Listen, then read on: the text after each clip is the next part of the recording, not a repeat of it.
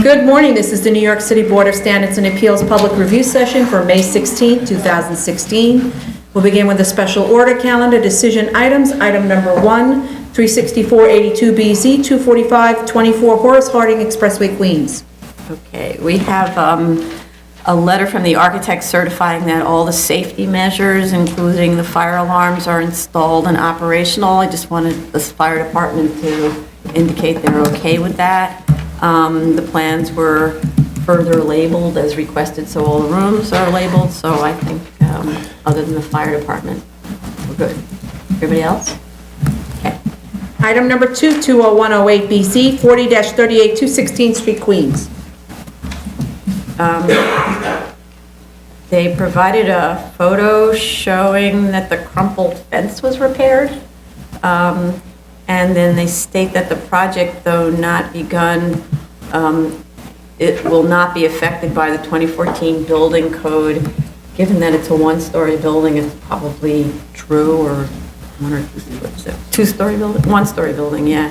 It's probably true it's not affected, but I was a little surprised by that kind of a statement.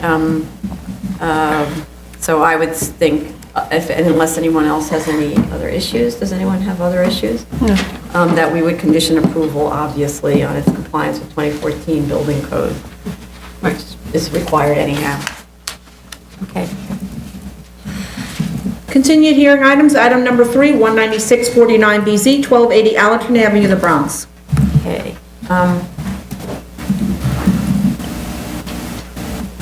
So we were concerned about the U-Haul activity, and it seems to me that if there is no more U-Haul activity, then U-Haul.com shouldn't have it on its website at all, because it looks like it says closed Monday to Sunday now on the website, but that's easily changed. So it seems like it should be removed totally. We also asked that they install an in-ground buffer shrubbery along the border with the residents, where those little planter boxes are. So nothing seems to have happened with that. And there's a photo that was provided kind of after the other photos that seems to show that the tires are now gone from up against that wall. But one photo still showed, dated the same day, still Yeah. showed the tires. There Right. are still tires. And you drove by? Yes. Drove by. So what is that? What kind of photo was that? They removed rolled them for the away? photo. and- Yes, exactly. Back and forgot. Okay, so we need plans to show where the tires are gonna go, and they need to go there. Okay, so we're not done with this yet. The landscaping that we asked them to install along that border needs to be installed. It means digging up the little concrete path that seems to exist for no real purpose. Remove the U-Haul mention on the website at all. And then and then the tires relocated. Anything else? They removed the graffiti, and what was left was a patch painted wall. Yeah. But when I went by, there's now new graffiti, so clearly there is a repetitive graffiti issue here. So they really just need to give us some sort of a plan going forward that's going to show that they're very attentive to this issue.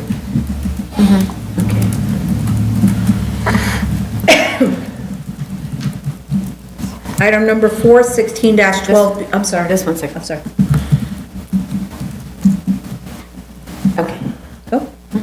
Item number 4, 16-12BZ, 184 Nostrand Avenue, Brooklyn.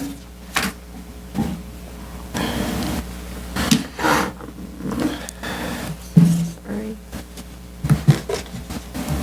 Oh. Okay, it's cool. Okay. So, in the ongoing saga of the catering facility, this time, the first floor plan was revised. I feel like we're playing a game here. We should stop playing this game. Was revised to eliminate the second lobby by simply removing the doors between the former lobby and the auditorium. So now it looks even more like a separate entrance for a banquet hall without a proper foyer for weather separation. So I doubt it meets energy code, and I'm not even sure it meets safety codes. access to the elevator is now impossible from the auditorium without going up a flight of stairs. And in order to accommodate this version, the full stair that's up was like arbitrarily shortened because it's only a drawing, so that there aren't enough treads to get you up.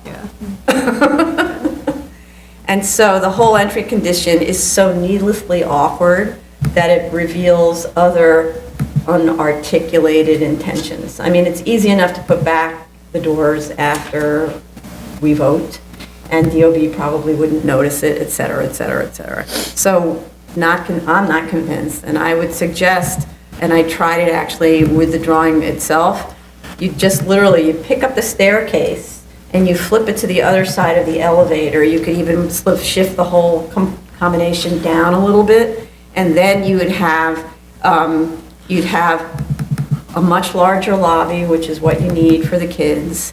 It would lead the kids directly into the auditorium from the stairs, and if you, in terms of the effect upstairs on the classrooms, it doesn't affect the classroom counts, it just switches it around, in particular because there's some offices up there, so it makes it easier.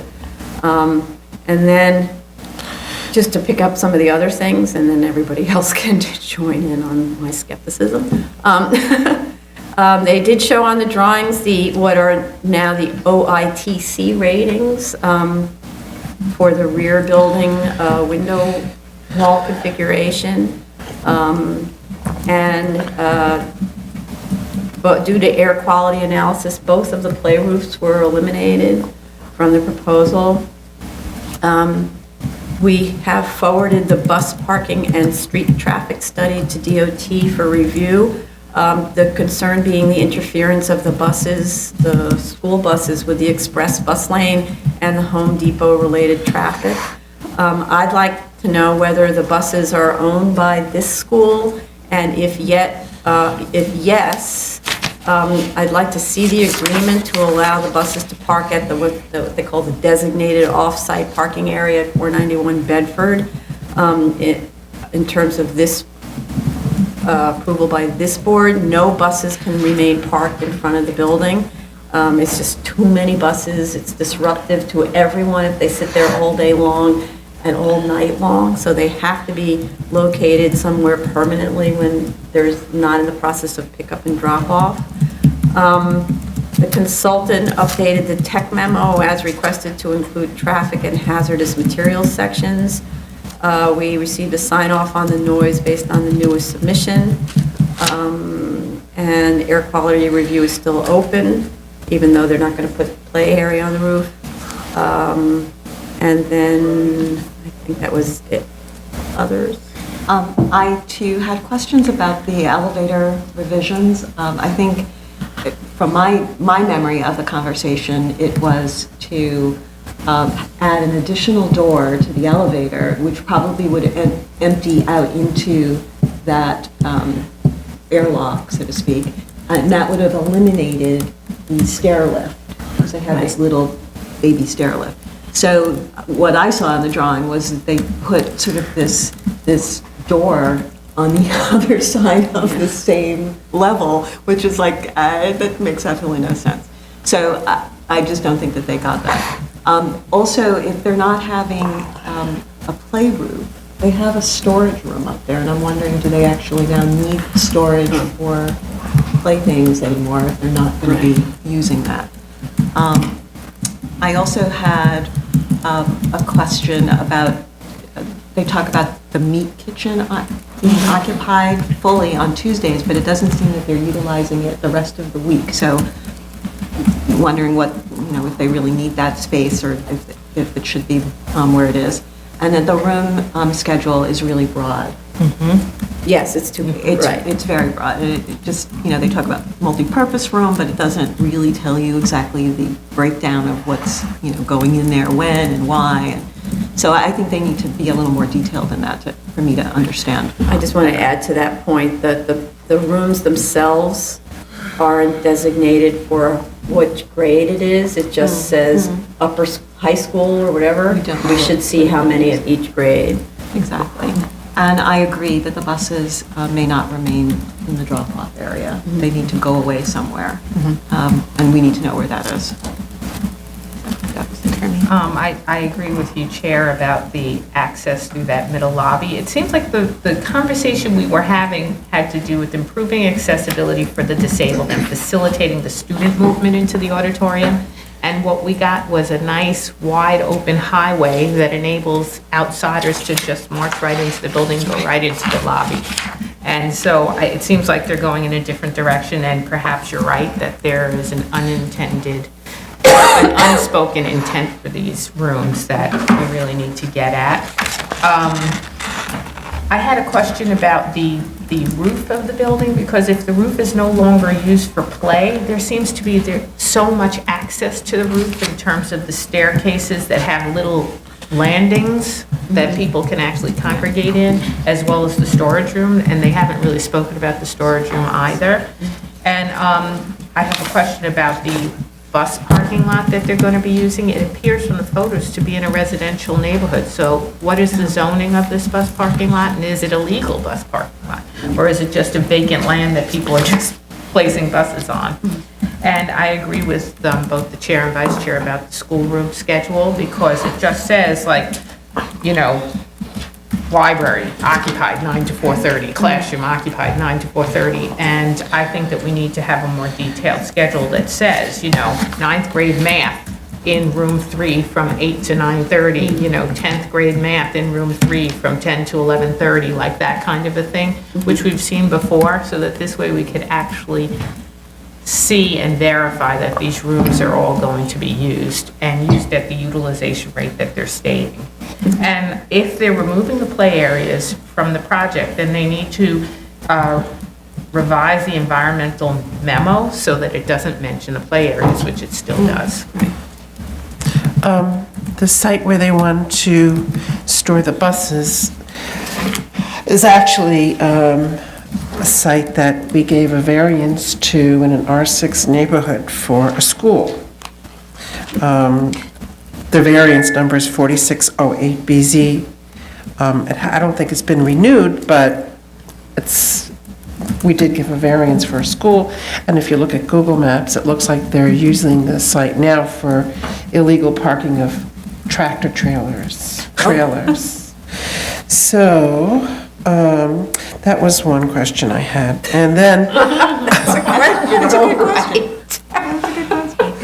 With the school calendar, the room calendar, I really think that they just made a mistake regarding the meat kitchen, that it's occupied all day on Tuesday. The meat kitchen is not used unless there's an event. Right. And because I don't think there's any access to get food upstairs. There's no, like, little dumbwaiter. There is a dumbwaiter, I think, Yeah. between, I think. But it's just used if there's a school event. So I don't think they need the meat kitchen. They have the dairy kitchen upstairs. They said they use it one day a week, but it didn't make sense that why would you only use it one day a week? Right. Right? So Yeah. if you have, they need to explain it. Right, and the Well- size of the meat kitchen This- for it to be used for one day of a week Right. is significantly larger than the dairy kitchen. And this could be better utilized to create a better lobby connectivity and other things. And other facilities, like the administrative offices are cramped, there's other things that, right? Okay. I mean, I don't know why you would actually ever have a meat kitchen for students, right? Most of the schools we've been to or see have one kitchen, that's enough, because that's what they feed the lunch programs and. And it's the dairy Morning. kitchen's right next to the cafeteria. Right. So, and since now they don't have outdoor play areas, they should really make this This should be the play area. a gym, yeah. Yeah, right, should be a gym, right. Mhm.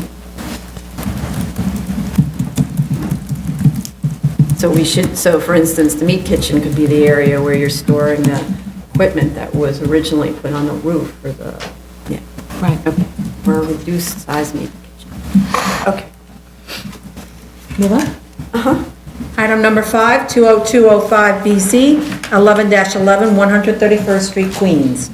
Okay, So this is the spa. The Department of Health has lifted its closure order as of 4/2016. The applicant provided an explanation about the Aqua Bar and how alcoholic beverages are served, but I'm personally uncomfortable with the idea of alcohol in a swimming area. The ease of obtaining drinks for others, pool contamination, and the effect on others by a person who's had one too many. However, I did research this a little bit online, and I see that there are other spas, in particular Spa 57 in the Galleria building, that also has an aqua bar, as perhaps do other such spas, like maybe the ones on 32nd Street that we've looked at. It may be something that's quite standard. So it seems to me that the board's application of a no water bar policy needs to be uniform. But, and it really, in terms of that, it's really the Department of Health and the State Liquor Authority who should be making this kind of determination. However, they provided us with the Department of Health's drawings and the SLA permit, and there's no mention anywhere on the plans, on anything, that there's a bar. So it shows, for instance, on the DOH drawings, it says the aqua bar is called a pool, and the little sort of seated area there is called pool-sized serving area. None of the there's also a safety plan that was provided, which talks about all the different things you have to do to make sure the place is safe, and there's no mention of a bar in that aqua bar area, whether food is served in that aqua bar area. The SLA license indicates it's issued in association with a restaurant, which is quite typical, where SLA wants to know, is food sort of cutting alcohol levels, right? And what I found particularly strange is that in their safety plan, several times in the safety plan, there are rules that are required to be posted under the health code, and in one of the postings, Rule 3 says, do not use the spa pool while under the influence of alcohol. So for me, 2 drinks is decidedly under the influence. 3 drinks, I'm drowning. So I'm not sure how this comports with not being under the influence, it says right there on the wall. And then to the next point, elevations and photos were provided about the extension of the stuccoed screening at the upper parking deck. But the floor plan needs to also show the extent and height of the screening so we can see how far around that goes on the perimeter. Others? I agree with you concerning the serving of alcohol.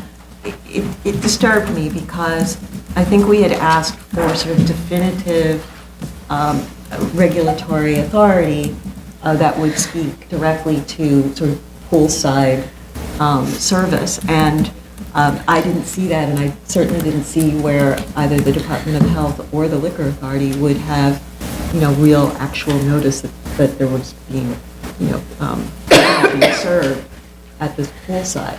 They did submit regulatory authority that doesn't prohibit bars. It doesn't Right, prohibit bars, but it didn't, but on the other side of that, it didn't say that they were told, you Right. can do this. So that's what I was looking Right, for, right. Sort of that affirmative Right, okay. reaction from an authority. So, pending that, I understand that the Department of Health is, I guess, the, superior authority here. I don't know. I'm just going from what they've said in their papers, and I'd like to know if the Liquor Authority also needs to know that liquor is being sold full-side. So, Anybody else? my concern. Yeah. Not very apparent in all of this is that they're asking for an increase of occupancy of 514 people to 1,226 people in this facility. They're basing this partially on what they say are the DOH calculations for occupancy, but there's I don't see those calculations anywhere.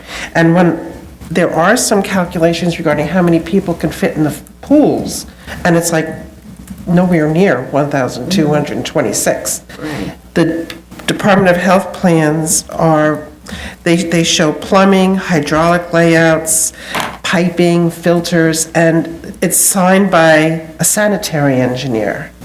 So it has to do with the water quality and filtering of the pools, not with the overall layout of the facility. But it has to do with how many changes per population. If you have 40 people in the water, the changes have to be whatever compared to having 20 people in the water, something like that. Okay, but I don't think their pool occupancy, I think I did add it up, but it came nowhere near to what they're trying to ask for. So there's people I'm in not the even- pool and there are people outside wandering around. Right, they're in sitting some on of the spa lounges. areas, but how do they come up with that occupancy? And then, I don't even know if that occupancy is accommodated by the parking that we approved previously, because I don't think they have enough spaces. I And- think that this was kind of maybe the basis of one of the violations they received for parking, because if you were to do the calculation based on 1,226 patrons, Right. you get a different calculation for the parking. So it might have confused the heck out of DOB when they look at our thing that said 712 and then 50 some odd spaces or whatever, and now they're looking at something that says 1,226 and then going, yeah, Well, and then I think what they're saying to the DOB, but the BSA approved the parking. Right, So I but don't know they- if they're relying on that. I think that was probably said, and not realizing, DOB not realizing that it was for a specific amount of. Yeah, we never approved patrons. 1,226 Right, people. agreed. So, but I Right. have a question about, so DOH is requiring a certain calculation based on pool size and number of changes of water or whatever. Sanitary conditions. Right, but then then DOB has its own occupancy standards for this occupancy group, right? Which is a different number, maybe. Right. What I'm thinking is DOH calculation stuff and I think Building DOH tells you code. how many people can be in the pools. how many can be in the pool, but And then Department maybe- of Buildings is how many people can be in the facility. Minus the pools, maybe. Or, I You don't know don't, you how it's don't use that calculated. as an actual square footage typically. Yeah, It's got right. its own special Right. Well, calculation. maybe, but still, I think DOB would be looking at, in total. I don't think that they would, minus those in the pools, because then you would have more, you could Yeah, because conceivably you have can more put people in the pools. Right. Very So, closely together, I actually. think it's right? the square, I would calculate it as the square footage Yeah. including pools.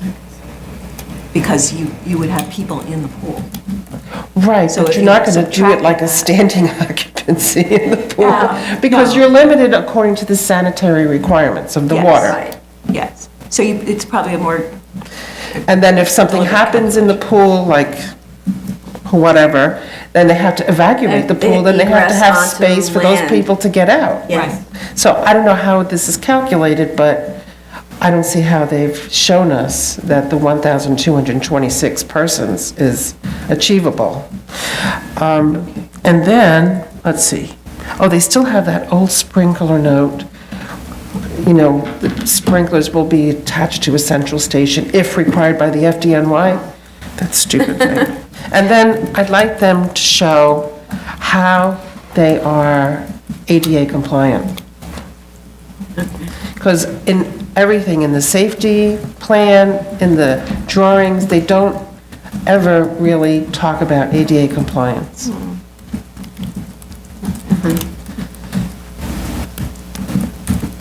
And that's tricky because how does ADA apply to, which spaces have to be accessible? Is there, as long as you provide this, then you meet Right. the requirements? Yes. Right, okay. Next, move on. Anybody else?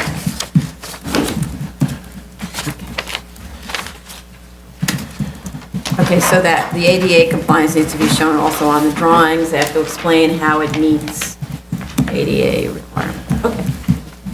Yeah. Okay. New cases, item number 6, 16404BZ, 2241 Westchester Avenue, the Bronx. Okay, it's an extension for PCE, special permit. We don't have the community board recommendation, we need that. They stated that the reason for the delay in obtaining a final C of O is the fire department inspection date and paperwork.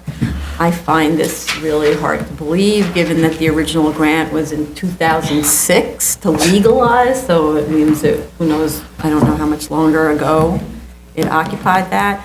And fire protection issues were raised both in the 2010 and the 2014 extensions based on the board resolutions.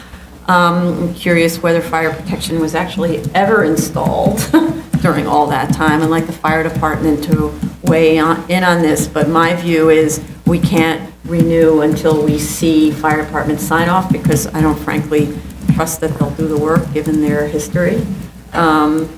I'd like to know, it seems as if the ECB violations were cleared up, but I'm not totally clear on that. I'd like to know what the graffiti removal program is. This has been a problematic site. In 2010, Community Board 10 and the neighbors opposed the applications as they had the 2006 legalization, and by 2010, there was still no working fire alarm or sprinkler system. They complained of trash on the grounds and in the parking lot, a 24-hour operation where the time had been approved to be much shorter, absence of security guard and on-site manager, disrespectful patrons, and the need for window tinting to reduce the glare from being open so late. The board specifically disallowed the 24-hour request for operations due to the neighborhood complaints, and I'd like to hear a status on all of that, status report on all of that, and to get an update on the actual hours of operations, though I do see the website shows it complies with the required hours. Anybody else? There's still a graffiti problem, both on the Bless you. facades as well as on the side wall that's adjacent to the roof.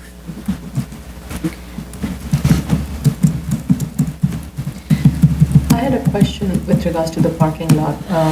While the community would raise the question about the parking lot being, not being kept in proper condition, is that owned by that entire building? And so is it the responsibility of this PCE to maintain that, or is it the responsibility of the building manager? I'm assuming it's the latter. And the question is, can we tie that to this approval? Did you find the parking lot to be in? I unfortunately didn't go on a site visit, Oh, okay. but this is based on. Did you see the parking lot to be? I saw the parking lot, I didn't notice it to be unusually Right, from the dirty. Google map, it was fine. The previous issue that the neighborhood had with the Right. parking lot was that it was a congregation place, and it's right next to an apartment house. So it was, the people were in there, and it was loud, and it was a lot of conversation about limiting the hours on that parking lot and limiting the loitering that occurred within the parking lot. Okay.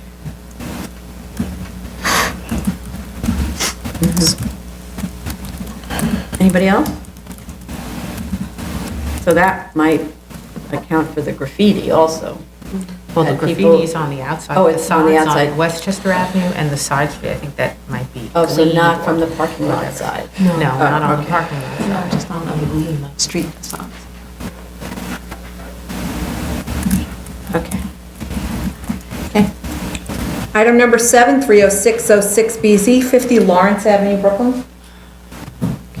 We also need the community board recommendation for this. I'd like to know whether the ownership is the same as that of the original application, whether any work at all has been done on the site, and whether any of the environmental work has been done. And I'd like a copy of the restrictive declaration that was recorded to ensure compliance with DEP requirements. Anybody else?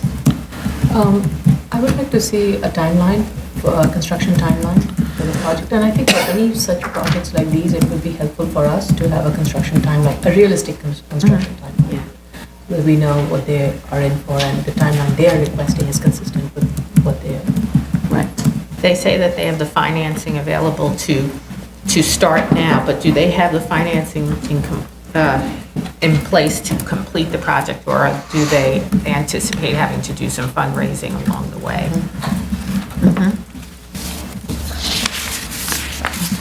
Anyone else? move on. I'm sorry, I had one question on that one. Given that this is in a kind of in the border of manufacturing, I just wanted to know if there's been any change in the land use or especially traffic circulation that we need to be aware of, especially with regards to school bus drop-off or any other parking, on-street parking rules and regulations that may affect their operation.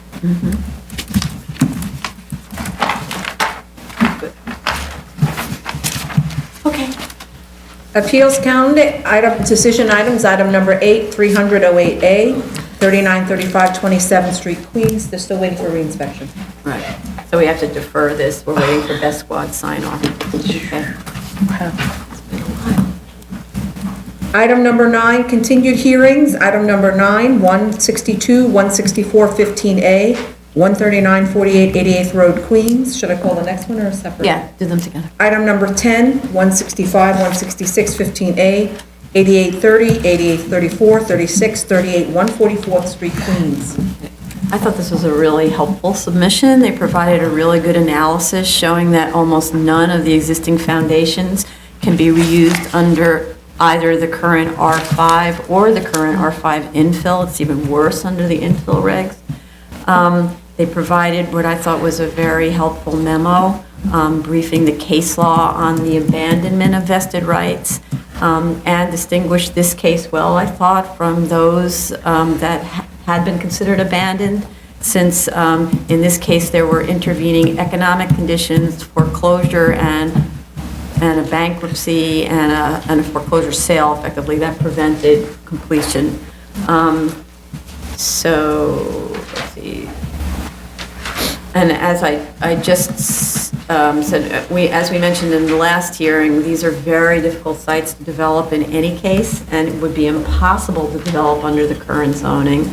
So it's not as if there'd be a slight economic loss, there'd be a total loss. You couldn't build anything without a variance. So they also, my only concern that was addressed with a logical response anyway, they provided what they called evidence that the project will be self-financed by sales proceeds, and they included sales proceeds of a site that's about to close, right, on a deal. And they included a contract of sale that interestingly was dated April 15th, 2016, so a month ago, with a closing date of May 31st, 2016, which is a very impressive contract closing period, which, okay, but the closing is contingent on construction of a building. So I would like them to explain how in the world you go to contract with what sounds like a vacant lot by the terms of the contract, and you end up with a building 6 weeks later and you close. So I just don't understand that. So what's the realistic closing sequence? But I did look up this owner, and they own several other properties in Queens, so it's not that they're not active, but they could be overextended, in which case then they wouldn't have the financing to do this project. They also provided, to Commissioner Shanda's point, an extremely optimistic schedule from permit to C of O of only 10 months, and it's like, I want to meet their expediter kind of thing. That is, yeah, it's kind of like they're getting a permit in a month, and they're getting C of O in a month, and then in the 8 intervening months, they're building an entire group of houses. That's really fantastic. So anyway, that's not enough time. I think it should be a 2-year to complete schedule, which there's no reason why not to do that. Anybody else? Well, I agree. I thought the 10 months was a little strange, but they don't even show us.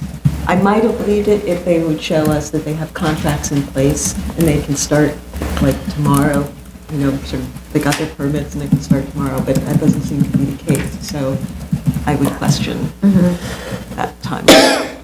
Oh, they also updated the total cost of the project in today's dollars. So the percentage of money spent, just, the percentage goes down ever so slightly, but it's still above the 10% mark in both of the cases. Anybody else? No, I think you picked up on all my issues.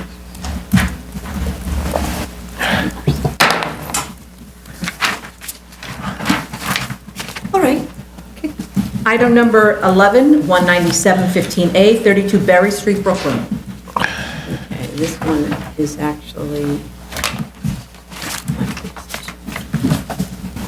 okay, sorry. So just kind of reading my thoughts. So the Department of Buildings had nearly persuaded me by citing this section 1210 and section 123-10 definition of MX districts that states that they are districts in which residence districts are paired with M districts, and therefore should be considered as a residence district for the purpose of the sign regulation. But I have to say that as soon as they said that an MX district is a residence district, they lost me. An MX district is not a residence district, in the same way that a C overlay district is not a residence district. If the MX district is an R district paired with an M district, it is also just as much an M district as it is an R district. In fact, the M designation, if you're going to like lean on ceremony, the M district is first in the pairing. It always says M1-2/R6, R8. So it is arbitrary, it seems to me, to call it an R district for one purpose and an M district for another, unless the text is specific about how a provision should be applied. Here, the text is not specific. DOB also ignores section 11-122, which lists the names of the districts and places special mixed-use districts in a separate category from R and M districts.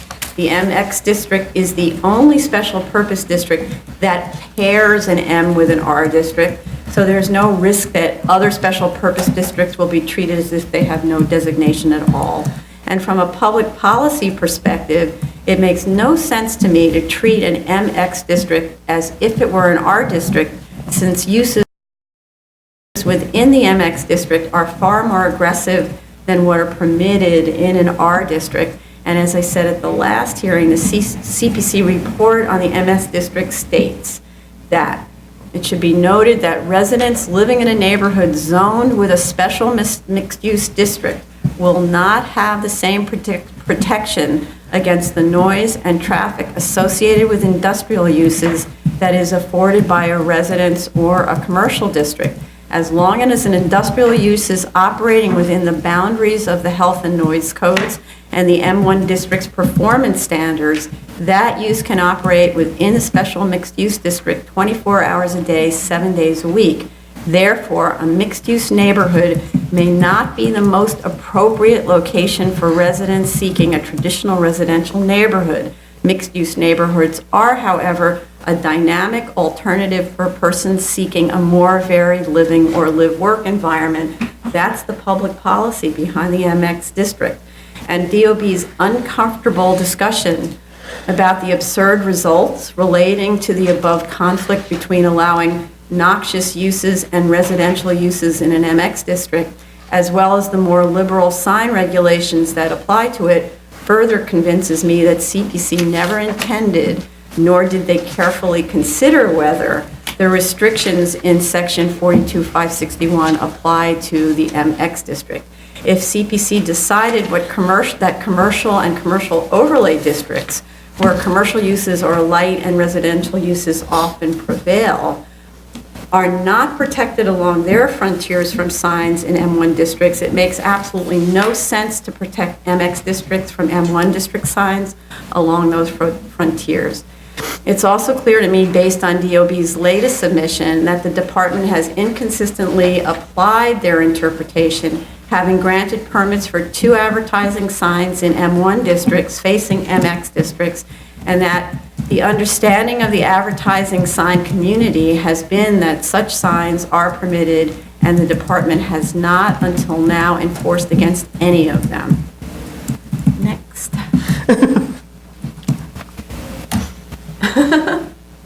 Have at it. I didn't get the same thing out of the conversation as you did. Okay. I tended to see that, an MX district I was convinced that by DOB's arguments that an MX district was both a residential district and a commercial district, with neither district superseding the other one in terms of regulations applying to it. And so then I looked towards the regulations about advertising signs in M1 not being allowed to be within 100 feet of a residential district or facing a residential district. And so I was convinced that an advertising sign should not be at this location. I didn't go any further to talk about the intent of the urban planning perspective of what an MX district really means, because I felt that the regulations were fairly clear grammatically and made sense to me, so I stopped there. So I would say that I'm convinced by Department of Buildings' arguments, although I may have issues with the way in which they do create policy regarding signage, but that really isn't the point of the case here for me. Well, I felt that I agreed with the applicant in terms of the plain meaning, that it doesn't begin with the letter R, and in terms of the ambiguity, that there's something awry with this interpretation in the buffer zone.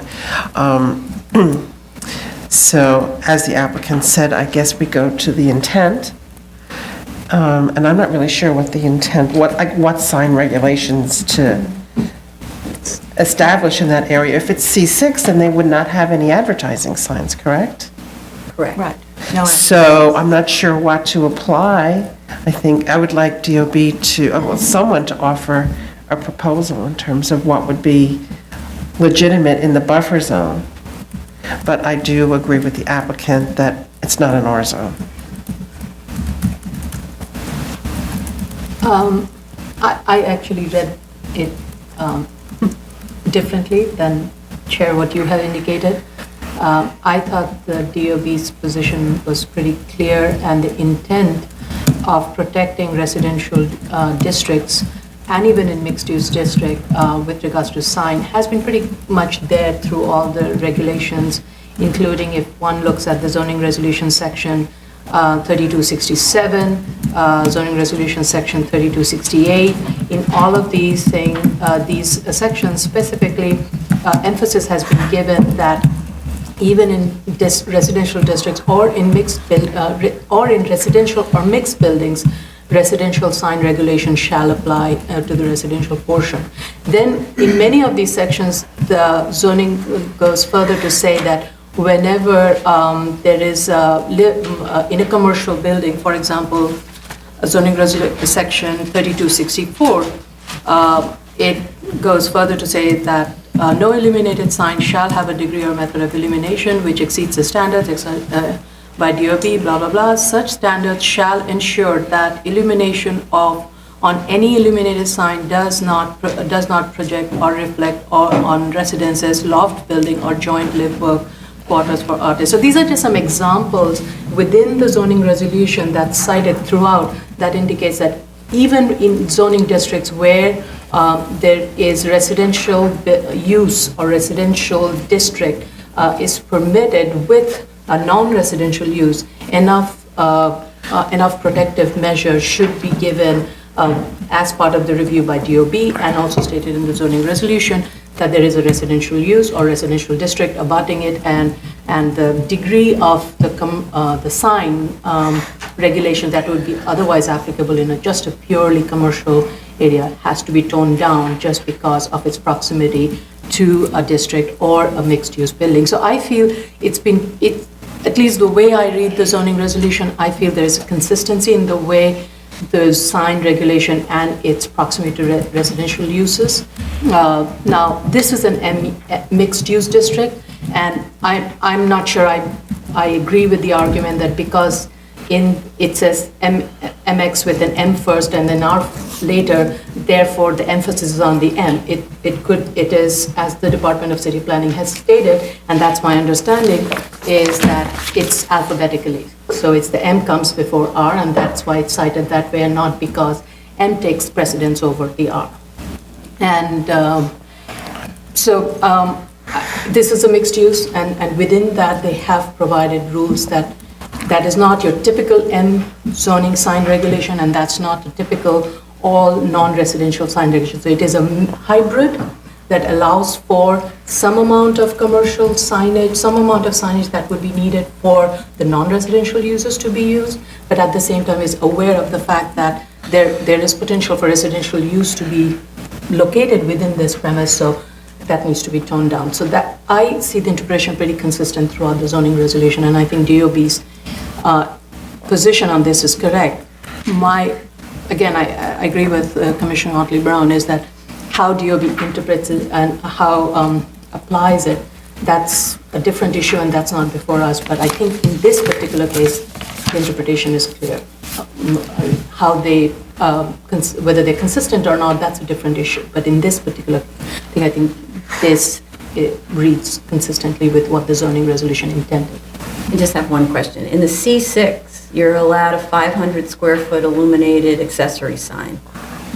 So that's not taking any, and it can be in the same building as the residence, just lower, right? So, and it can be opposite the resident across the street.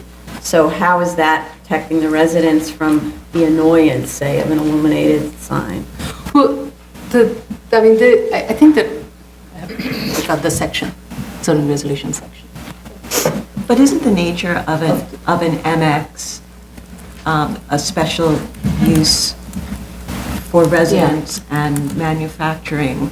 Isn't it a given that this is a use that is going to create tensions and is supposed to create tensions? It's opening up, as city planning stated, it's opening up a new avenue for residential and for people to actually maybe live and work in the same area. So I think it's a use that is maybe novel and is new and created this kind of hybrid. I don't see where manufacturing supersedes the residential or even vice versa. I see them as coexisting, and it may not be the traditional residential neighborhood where you have protections against certain commercial uses and things that happen with commercial uses. But it's not supposed to. It's supposed to be sort of that gritty kind of neighborhood. And you know that when you're buying into it. You make that choice, that this is where I want to live because it has that kind of a vibe.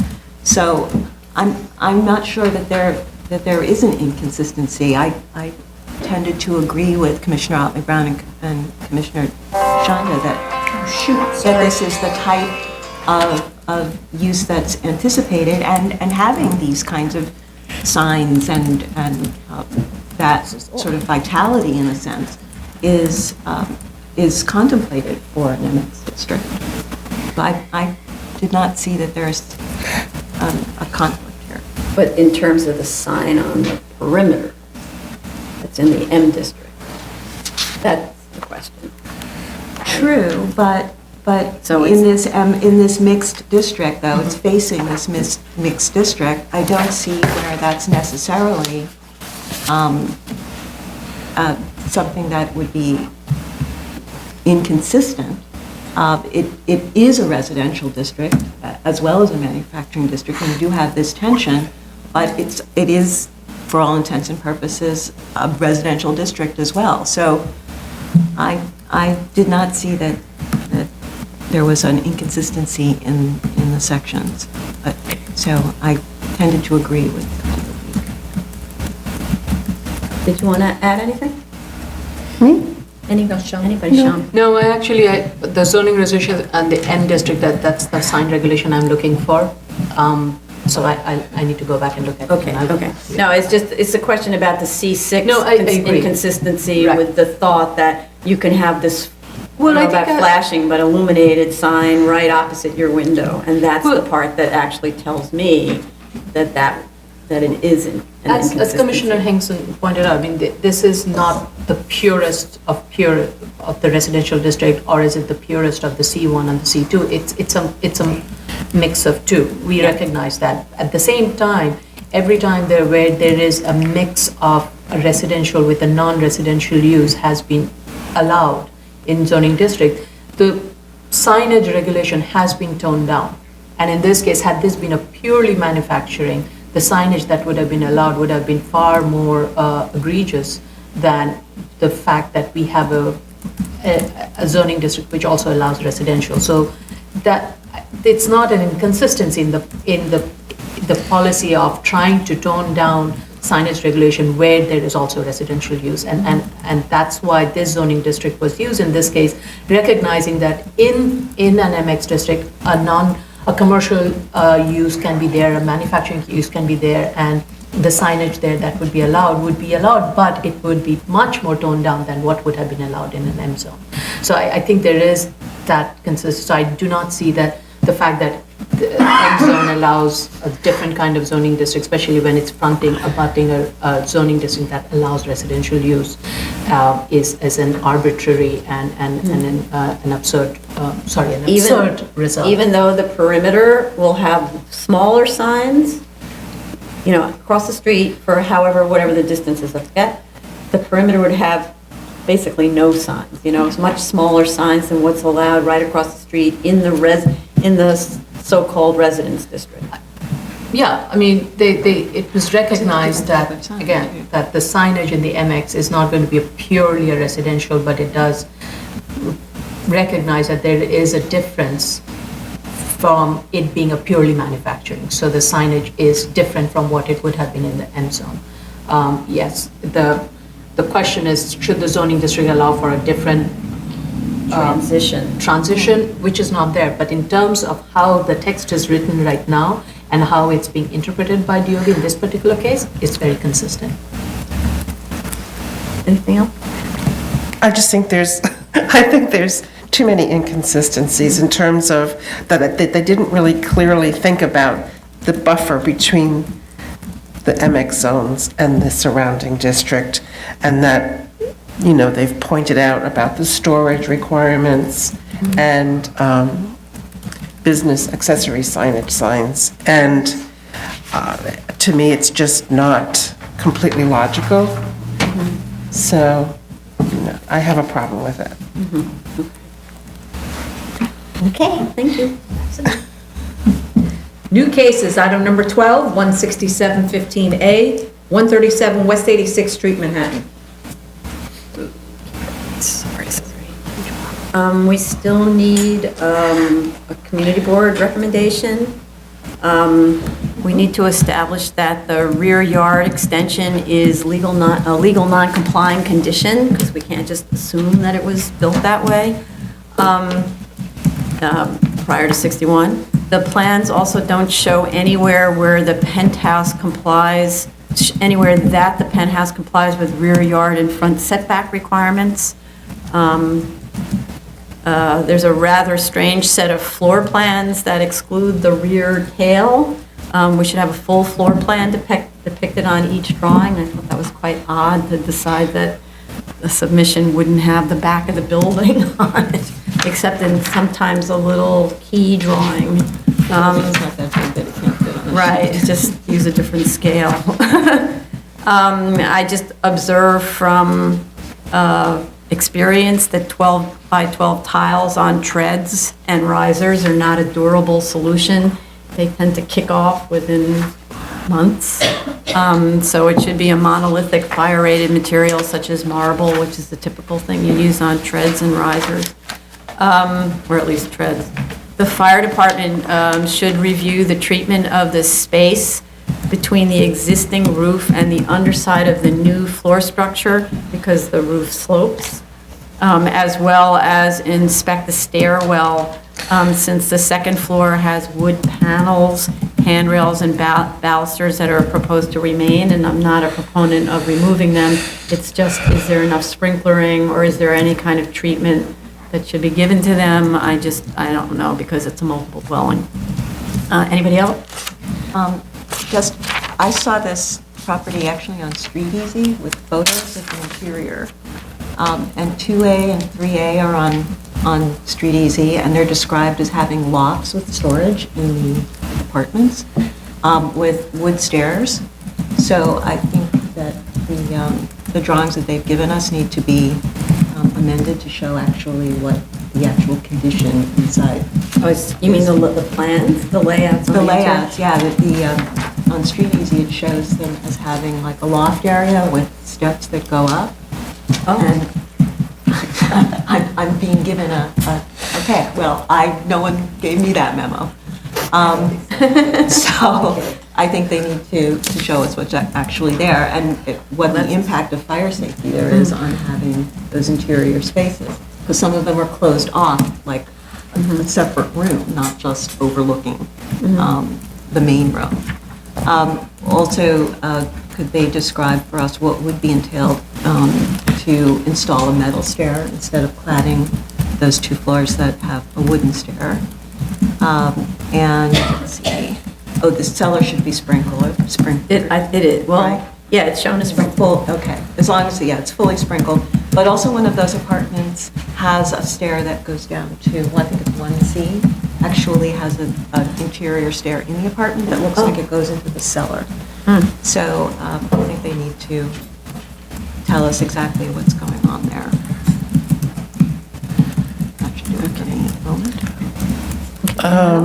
I was just concerned that there are no fire escapes. They weren't on the plans. I just wanted to confirm that there's no fire escapes in the front or the rear of this building, so you're really just relying on the stairwell? I don't see how that would have passed the 1948 building code. Yeah, I think they show it. That's strange, okay. There's none on the photos, and there's none on the plans. No, there isn't any. So I think they need to show it, or not, Yeah. or tell us what the deal is. Oh, but this is a converted, also, no, that's, actually, now that I think of that, it's common in townhouses that were converted to multiple dwellings that they often don't have fire escapes, at least on the front. Maybe they have them on the rear, we just don't see them. Huh, okay. Anybody else? I had a question. There were the 2 abutting buildings. There are windows on the side, and many of them had ACs. So I'm not sure whether the height, at least from the section, it was not clear, the proposed penthouse, whether it was going to block any of those windows or not, and have they talked to the neighbors? And The abutting buildings, so what does that mean? The ACs are hanging over the property line? Well, they're just not allowed to. I just could not, visually, I just couldn't figure out Okay. as to, where those window alignments will be in relation to the penthouse, but they might be just above or just about in one case. So I just wanted to make sure. But aren't lot line windows not protected? Yeah, lot line So windows it are doesn't really make a protected, nor difference. is your air conditioner hanging Yeah, over so someone you else's can just lock it right up, property. so that really True. doesn't have any I bearing just- on the case. Yeah. Okay. They're just going to have to, as construction begins, if that's the case, they're going to have to Okay. either, if they're So they don't need truly to- lot line windows, they're going to have to close them up. And if they're set back slightly, they're going to have to pull their air conditioners in off the property line. So that's kind of just, during the construction process, the They'll just- contractor's going to take care of it, like it or not. Kind of. They should just be, they should just be consistent regarding their designation of the floors. Sometimes they say the enlargement's on the 4th floor, sometimes it's on the 5th floor, whether the basement, it's a basement or a first floor, because it's constantly changing throughout the plans and the statement, and it's very confusing. It's the mixture between the word story and floor that's confusing. Oh, whatever, they In should part, just be yes. consistent. Because it's a DOB story, it's a building code story versus a designated floor. Anyway, okay. Anybody else? Go back. Zoning calendar decision item 7115BZ, 548 West 22nd Street, Manhattan. Okay, so I'm afraid we're going to have to reopen this because we've learned something new that was quite significant. We received, hold on a second, I'm just rolling here. We learned in mid-April that the adjoining building to the east is to be demolished to make way for a new 5-story gallery building. The demolition application, which I found out by researching on Biz, was approved on September 14th, 2015, although the demo permit was not issued until the second week in April of this year, when notices to adjoining neighbors went out as is required by code.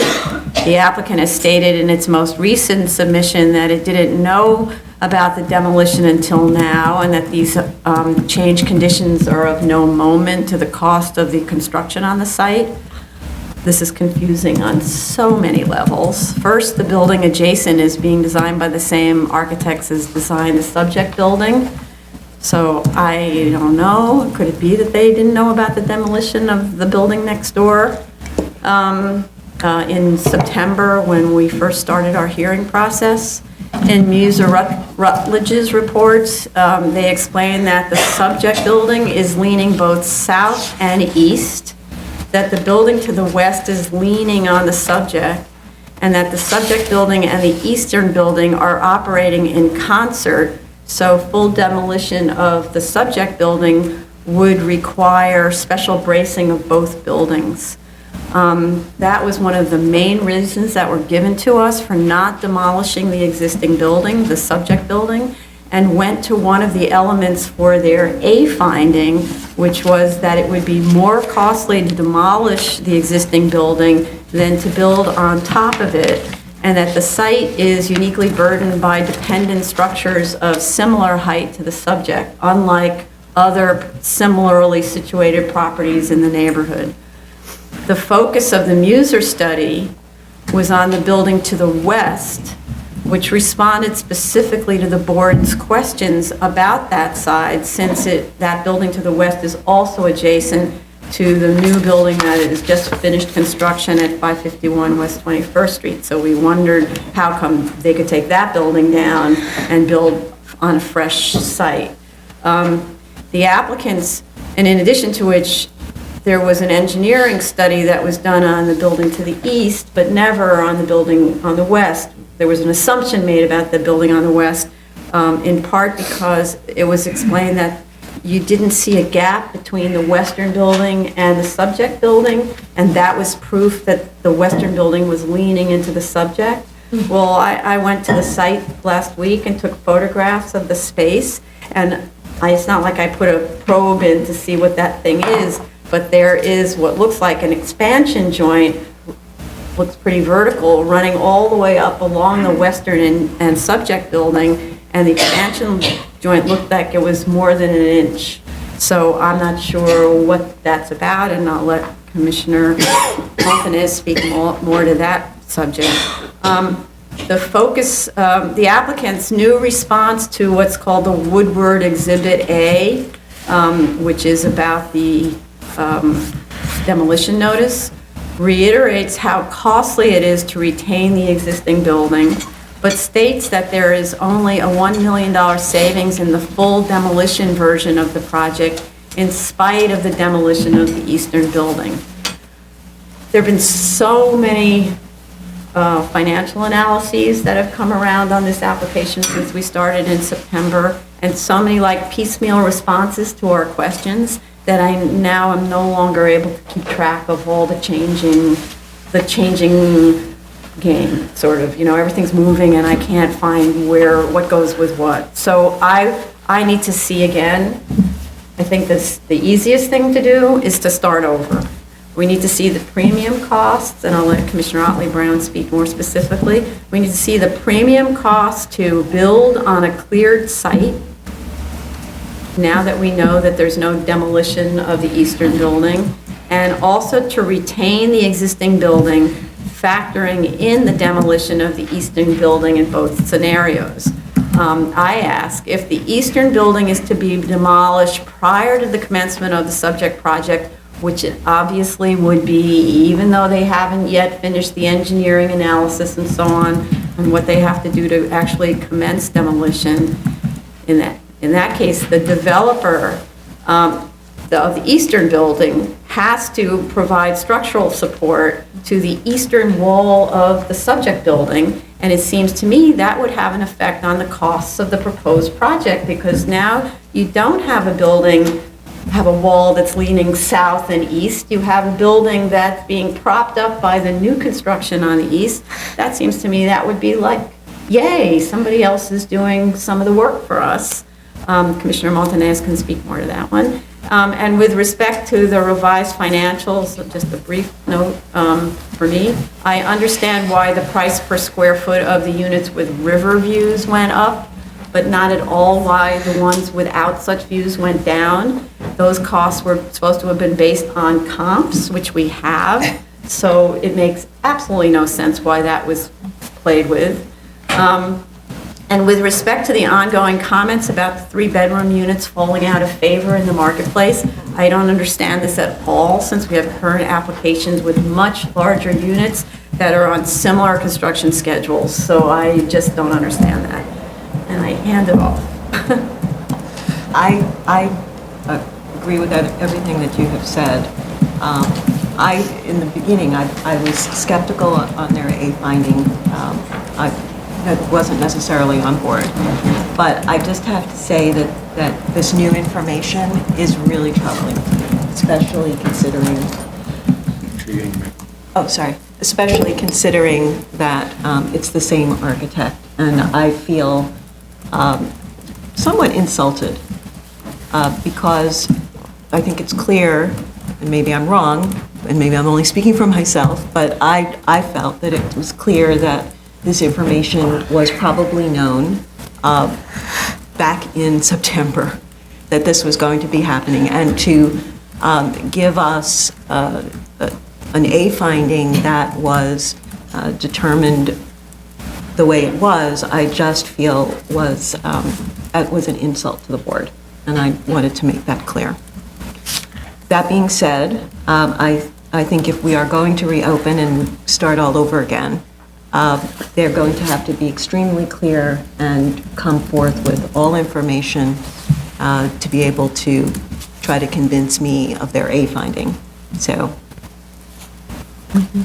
I agree with the comments said about the A finding. I found it very disturbing that at this late date, we're finding out that a major portion of the A finding is actually not true. And it's interesting because to me, the thrust of this part of the argument came around in the fall in September. It wasn't really, to me, a part of the original application until we started stating that the existing building was in such poor condition that it should be demolished. And then this whole argument came about in response to that statement that no, we can't demolish the building because. And there was a demolition notice posted on the very adjacent lot during that time period. So I find that this is a question of credibility for me. It makes me revisit all of the arguments and try and understand, what is going on. I wasn't particularly convinced by the A finding to begin with. I felt that the value being placed on this existing building far exceeded its worth, and the centering of the A finding on keeping that existing building, I felt spoke of other intentions that they had and other things that they had planned for this project. I think that from a project perspective, I think developers would want to keep this existing building because then the tower placed above it is a better, more efficient use of FAR and a better way to get more revenue out of the project than if the tower began on the first floor. So that's where I'm coming from. So I was always skeptical. Now, in reading this newest submission and going over the A finding again, I see a nuance now in the discussion that they're giving us that was not present before. And before, the question was on how the 3 buildings moved in tandem and leaned to the east and also to the south. But now that we don't have that issue anymore because the east building is gone and there's going to be a lot of costs taken out of the premium costs because of that, it now seems to have morphed to be the need to have the tower foundation set back from the existing subject foundation because the subject foundation is fragile. And that's said to be very costly. That is a self-created argument, and that's a problem for me. To say that you have to keep the existing building because you want to build a tower and then say that there are costs to keeping the existing building, or more expensive cost to demo the existing building, that borders on self-creation for me, and so then it wouldn't make the D finding. And so I think that this is going to be a problematic project that not only doesn't make the A finding or the B finding, but also doesn't make the D finding. I feel that, I looked at the latest financial submission. I made a lot of criticisms at the previous hearing, and I found that the newest financial submission was not at all responsive to any of my critique. I think that clearly the financial analyst has an agenda that has to do with creating financials to support a variance application. That's at odds with my critique. Therefore, a lot of the statements that I made were not really examined and the changes were not made. So I went through it and I made the changes myself.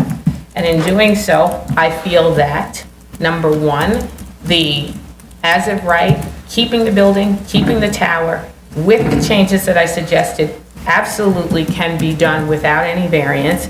And I feel that removing the building would probably be feasible as well. So I think that if the chair, you were going to reopen and ask for all new information, certainly the applicant needs to go back to the very first step, look at their project, look at the costs from the beginning, and totally re-vet all of the as-of-right scenarios and show us that they don't work once they've convinced us of their new uniqueness finding, because now their uniqueness finding has to more. Okay. Okay, so, let's see. I know I've asked previously, but I think we should get a survey on the HP building to prove that the leaning that they're claiming is actually exists to the degree that we see in the site The building. HP is the building to the west. To the west, yes. I would also like, since the owner of the site has asked for the underpinning plans for the site to the east, I would like to see what those plans are, and I would like to know if there's the same concerns that the applicant has expressed to us regarding the stability of these buildings. I know they took off the cost, part of the cost for, related to demolishing the building to the east, but in terms of reduced costs, it's not half, it was only like 1/3, which, without an explanation of why that was not, if you're taking off a whole wall that you're gonna have to stabilize, I don't know why it didn't go down in half. And they gave us a new McQuilkin estimate for a full demolition, and I noticed, which I guess I should have noticed before, that some of the unit costs, which was part of the increased hardship they gave us in September, because they had to use this equipment, and they had such small headroom. Well, they're using the same unit costs for this low headroom equipment in terms of drilling caissons and drilling piles, so that's not accurate. The foundation cost for the full demolition, which was, there's just an awful lot of holes in the application. And something that I noticed also is that this site is claiming that they're going to have liquefaction based on user Rutledge's calculations. Meanwhile, the site around the corner where Langen did the geotechnical says there's no risk of liquefaction. So, That's the site on 21st Street? yes. I looked at the plans again, and I just, I don't feel we're at the minimum variance. And I looked at the as-of-right residential with the studio space on the first 3 levels, and it just looks like a much more, when you argue that you want to keep the building, and then you demolish a significant portion of it, it doesn't make any sense. It's just acting as a base to put up a tower. So I really think they should look at keeping more of the existing building and making it useful. maybe getting rid of the parking, because if you're going to put a gallery space on the ground floor, there's almost no window space to look at the paintings. It's all taken up with stairwells and elevators, and I just don't think the design works to make the gallery space viable. You could have 2 or 3 floors of gallery space, no parking, and I think they should reduce the waivers they're requesting. They put some sort of articulation on the top, but they didn't remove the waiver. They should remove that waiver completely, reduce the residential floor area in the commercial, provide more floor area in the manufacturing district, and reduce the height of the building. This is definitely not the minimum variance. And there might have been some other things I forgot, but... Oh, also, the question is, do they need all the development rights they're planning to use? Could they have a viable project without all those development rights? I think all of you have said a lot, emphasized on the concerns that I have, similar concerns I have. I do want to point out one thing is that absent of this keeping this existing building, I think the site itself can lend itself to making an argument for a hardship, given that it's a 50-foot, it's not a very wide site, it is split halfway between commercial and manufacturing, and trying to get a reasonable footprint for residential just on the commercial may not be viable, so trying to shift a little bit of the residential density onto the M side, and seeking a variance for that could be an argument that could be made. But apart from that, to build that tower and then kind of carving out floor area from the existing building so that can be used above, in terms of the utilization of the space of the existing building, again, has not been very well put together. And as Commissioner earlier mentioned, is that could also reduce some of the variance requests. With regards to the parking, to have an attended parking for 8 spaces, that's too much to ask. I think this is a very simple. We have another project before us today, which initially was a much more complicated parking thing, and for that was going to be without any attended parking. And this is much simpler in terms of you put a car in the garage elevator and it just goes up and you park. So that can be done without having an attended parking. And the way the layout has been made, it's very generous for an attended parking. You could really pack it up if it's an attended parking, and even that is not being utilized. This is like trying to use up the space for the sake of using up the space for non-residential purposes. So if it is to be a parking space attended, then pack it up, or make it a self-parking space and don't have an attended parking cost associated with it. So that's another part. I think with regards to the bonus, it's a tricky one for us to raise, especially given that was one of the critical part of this special district. The part of the special district was to protect the High Line and to preserve and allow for some development to the floor area to be transferred for that, and use the fund towards protection and the creation of the open space. So I'm a little cautious about using that as an argument and questioning as to why they need to transfer It's also inclusionary housing and credits. inclusionary housing. So both are very critical public policy positions. So I'm a little hesitant about using that as an argument, but I do think that we do want to see an as-of-right building scenario without the parking and a new building, and to see how that can further reduce some of the variances or financially can be viable.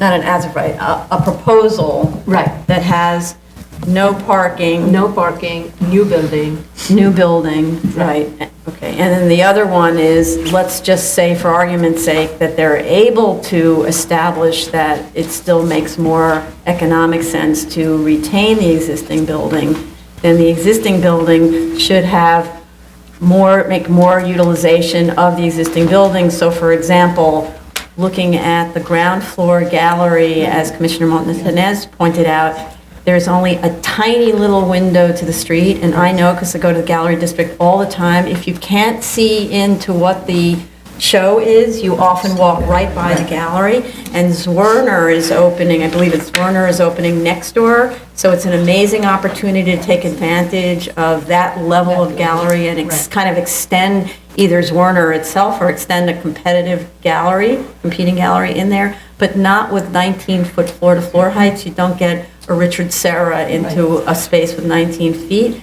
So the gallery really should be a double height space, and then you could have one floor of double height or double for part and a mezzanine for the other, which is a typical gallery layout.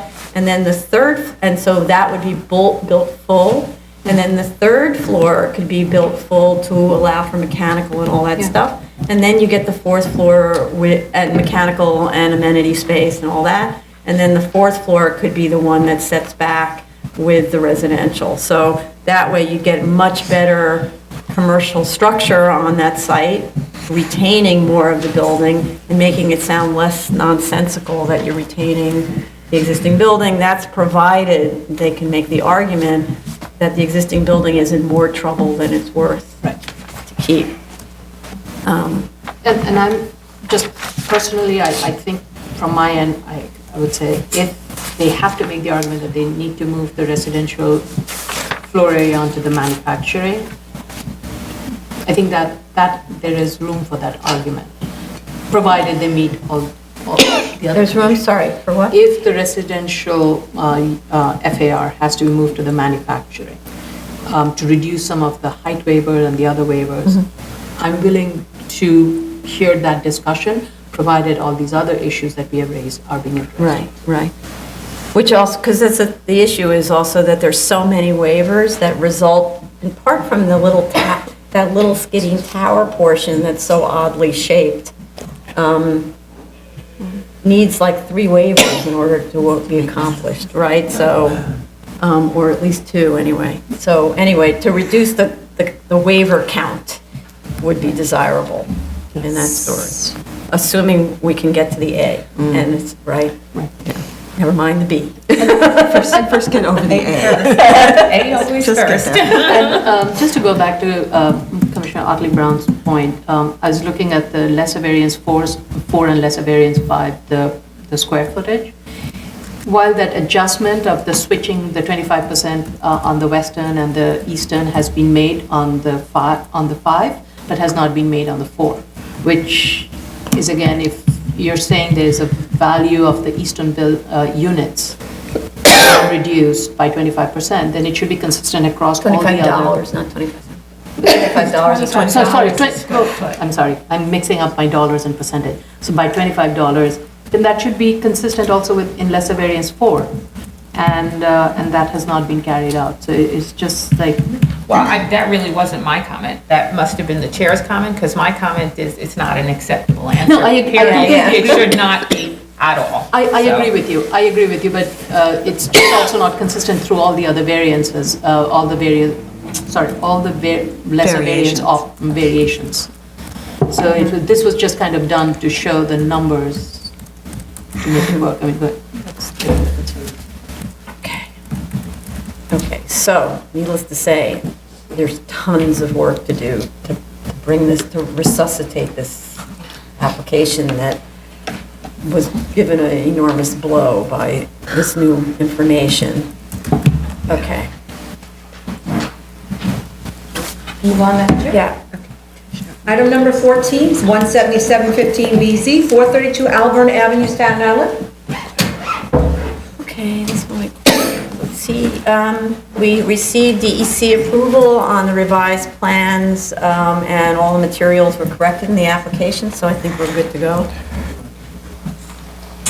Item number 15, 18915BZ, 7311 3rd Avenue, Brooklyn. Okay, they provided photos and measurements of the rear yard conditions, showing that adjacent concrete block structures range in height from almost 8 feet to almost 13 feet above grade, and the proposed rear yard extension is about 10 feet above grade to the roof. And they added a note that vents will be pointed away from residential uses, and they showed a photo with the razor wire removed, and they have fire escape shown as remaining on the drawings, so I didn't see any other issues. Anybody else? Okay. Item number 16, 222-15BZ, 8609 Roosevelt Avenue, Queens. Okay, this one, it's the site mostly that is in really bad shape. There's a stop work order still in place with illegal work going on during the stop work.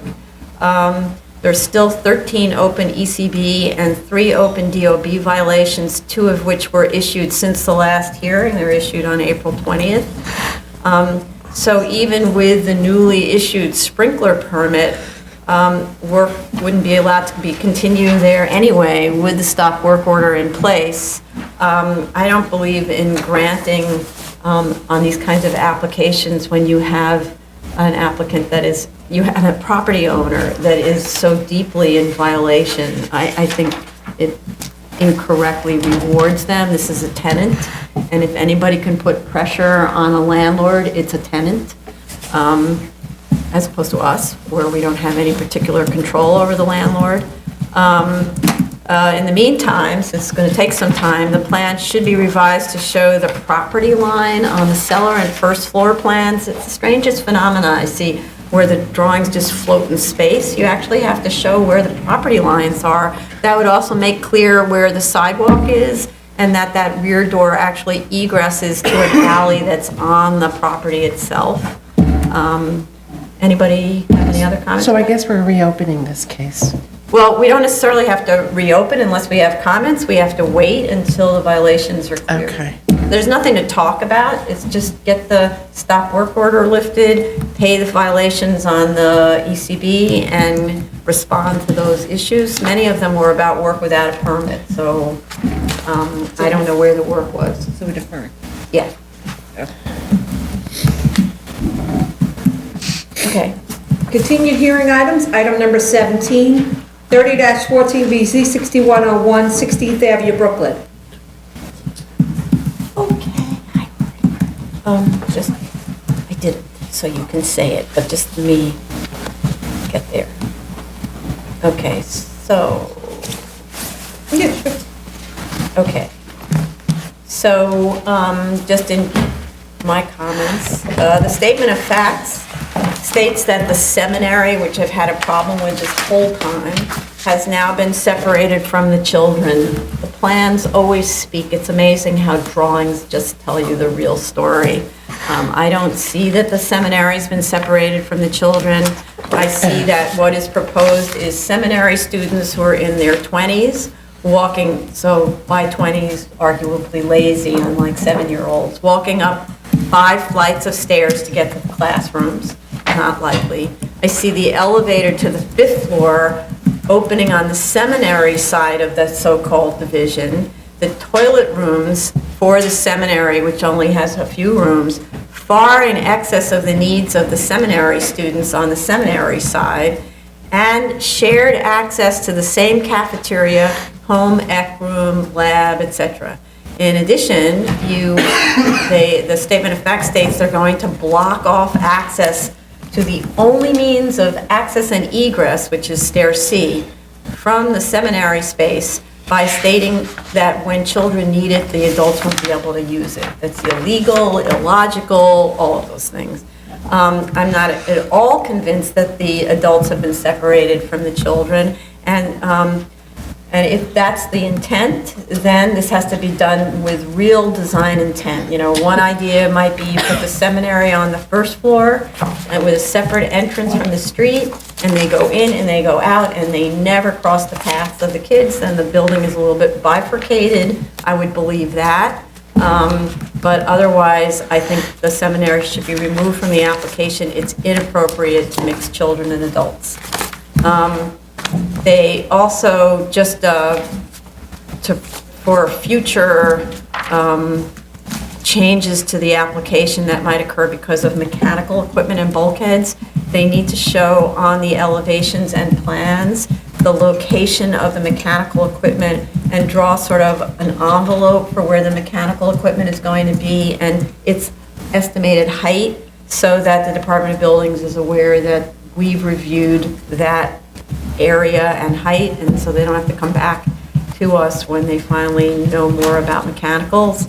The revised analysis now shows the need for 11 elementary and 8 preschool buses parked in front of the building at the same time. This is similar to the other application we had before.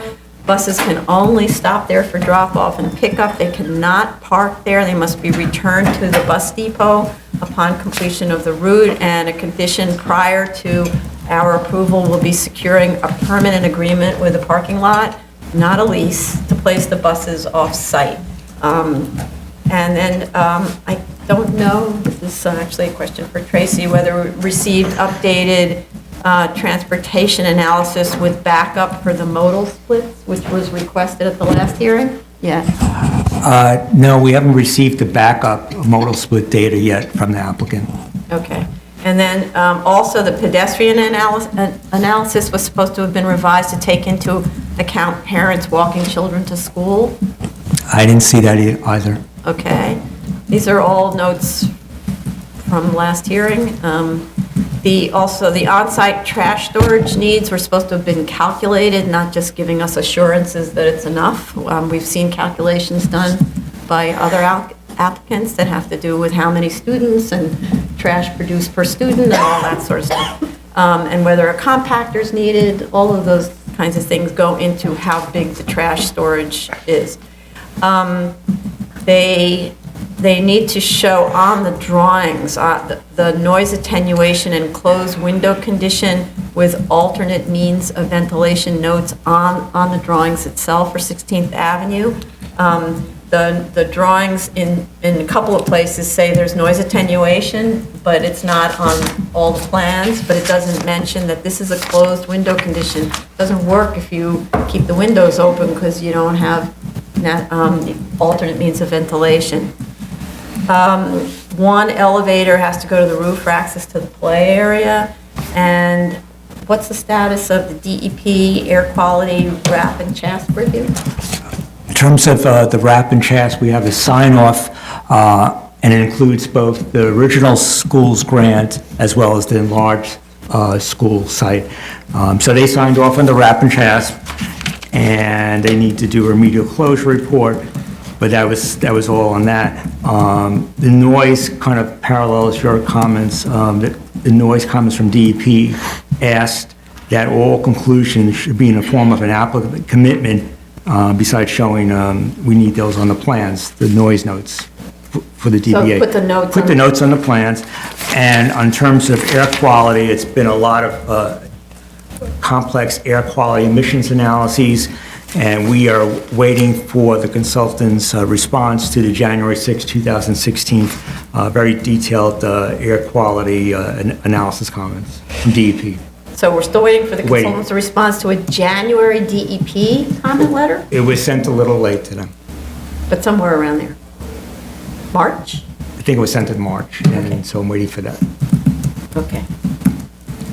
I have comments to both Vice Chair Hinkson and myself. So Vice Chair Hinkson's comments are, and I'm just reading from her statement, the buses take up a great deal of room and they mustn't remain on the street after drop-off, similar to what the chair said. And then both Vice Chair Hinkson and I had a question about the fact that there are 6-month-old babies who are going to be on this site. Now, for me, this was the first time that I actually read it carefully enough to see it. I thought preschool was 2, 3, and 4, and it seemed like everything was talking about preschool. And then I looked at the document, and I was like, oh my God, there are going to be 6-month-olds here. And I don't think they really addressed what you do for 6-month-olds, because it is different than what you do for 2-year-olds. And I think it's going to have an effect on, arriving and, picking up in the afternoon. And so I think they have to incorporate that kind of a conversation into their EAS statement, which they haven't, because you're talking about parents pushing strollers, stroller parking, that kind of information, and that hasn't even been talked about. And Commissioner Hinkson says, how are the babies through 2 years of age going to be handled? And she also says, how are they going to be getting to the school and be picked up as well? And it just seems to me that it underscores a very intensive use of this site, because now it's not even preschool 2 years old through marriage, basically. It's now almost birth through marriage. So I think that they really need to have more of a robust discussion about that. Well, it's birth through, this is the one that has the mikvah, It has the mikvah, right? so it's This through is birth marriage. through life. Yeah, No, basically. doesn't stop at marriage. This is life. This is birth through, you know, Death? I don't know about death, but close. I had read similarly, 154 children between the ages of 6 months to 2 years, and I had thought they said they were going to be transported on buses that hold 55 students, and it was like, how is this going to work?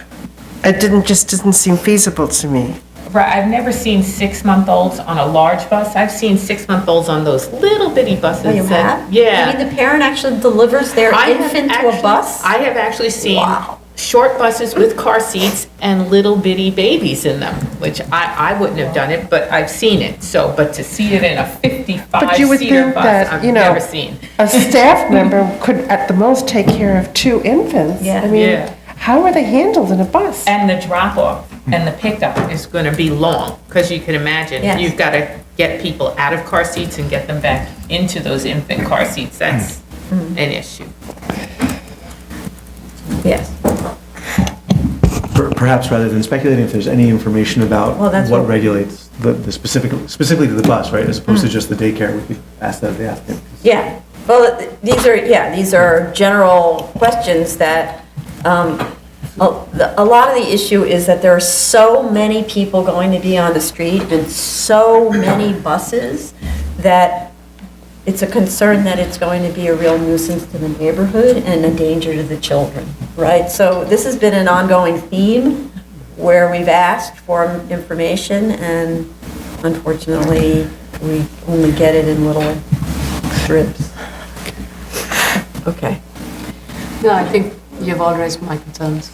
Okay, did you want to, okay, so we'd like, yeah, specifics about everything, but, you know, what started all of this concern was that the program expanded from being sort of a typical school program to mikvah, to seminary, and to even tinier kids than there were before. We started off at pre-K. So, and so then it became, it's like pre-nursery. So, Birth. right? All right. Item number 18, 98, 99, 14 DC, 432, 434 West 31st Street, Manhattan. Okay, we did get the community board recommendation, which, by the way, I thought was a very sophisticated community board review. They went through all the findings, they went through a lot of analysis, they negotiated with the developer for all kinds of promises, which the developer agreed to. None of them, other than the street trees, which is a requirement anyway, are board issues. But the developer agreed in writing to the community board's concerns. They responded to, I think, all of our questions about back of the house uses, mechanical locations, amenity space, applying the alternate maximum base height analysis for the as-of-right. That still didn't achieve a viable as-of-right building. The information was provided about the treatment of the side elevation where they proposed to use metal paneling. But I had asked actually that they provide more detailed elevations so we could include that in the set. But because they didn't do that, what we could do, though I think it would be cleaner, what we could do is have, include the, that information that they just provided about this side elevation and the rendering in the approval set, so we know what the building is. But that's more detail than we normally ask for, but they provided no detail at all on the elevations. So the financial analysis, from my view, addressed the room and occupancy rates and land value that we've concerned. I don't know if Commissioner Otley Brown agrees that we're done with that? or- I am fine with the financials. I found they responded to my issues and I believe your issues as well. Okay, great. And then the only other question is, I'm not sure if we're finished with the environmental review.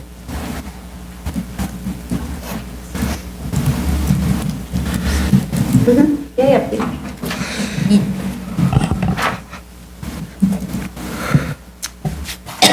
We were speaking with DEP about the borings that were conducted 4 years ago, and they requested a Phase 2 report that was compliant with ASTM standards. I haven't heard an update on that. So we're waiting for a Phase 2?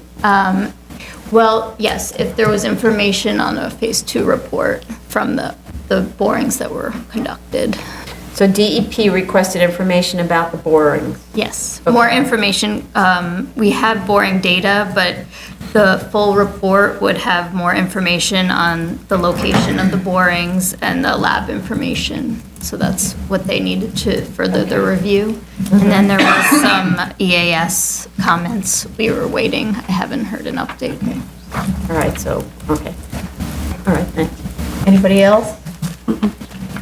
No? No, I think they addressed my concerns with, and this is, from my end, it's good. Okay.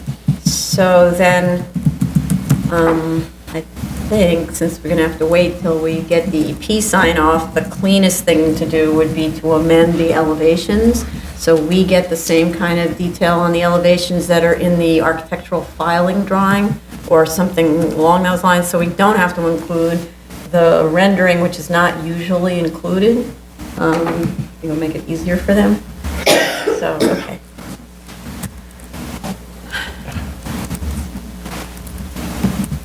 Okay. Item number 19, 6415 BZ, 39 Clarkson Street, Manhattan. Okay. Located week. All right. So I'm sort of bouncing around. With respect to the EA finding, there was something in the last submission, there was a map provided in the last submission, which I think confused the argument, because it wasn't really tied into anything, and it didn't stand on its own. It was a map without lot numbers to which the chart referred, trying to explain that these sites are distinguished from this site and so on, but I actually couldn't follow it because I didn't know where the tax lot numbers were or anything. The land use colors also seemed to conflict with the description on the chart about the uses. I just didn't know what it was for. And the FAR study had a defect. There was this big white thing on it, so it was partly illegible. And then also the subject lot needs to be shown on all the charts and maps.